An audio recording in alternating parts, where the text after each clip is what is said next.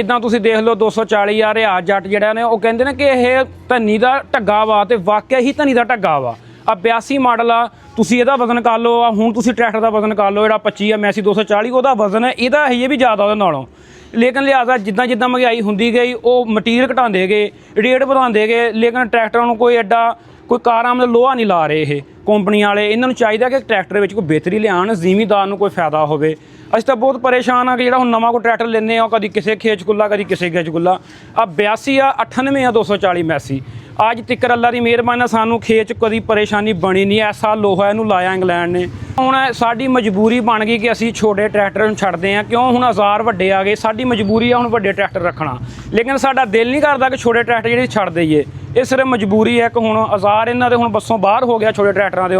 ਲੇਕਿਨ ਅੱਜ ਵੀ ਇਹ ਇੱਕ ਨਾਮ ਕਮਾਉਂਦੇ ਆ ਜਿਹੜੇ ਛੋਟੇ ਟਰੈਕਟਰ ਵਾ, ਜਿਹੜੇ ਪਰਕਨ ਆ। ਹੁਣ ਮਿਲੇ ਤੋਂ ਬਾਅਦ ਤੁਹਾਡੇ ਸਾਹਮਣੇ ਆ ਜੋ ਹਾਲਾਤ ਆ, ਜ਼ਿਮੀਂਦਾਰ ਨੂੰ ਸਾਰਿਆਂ ਨੂੰ ਪਤਾ ਵਾ, ਕਿਹੜਾ ਕੋਈ ਲੁਕੀ ਛੁਪੀ ਗੱਲ ਆ, ਤੁਹਾਡੇ ਸਾਹਮਣੇ ਆਈ ਜਨਾਬ।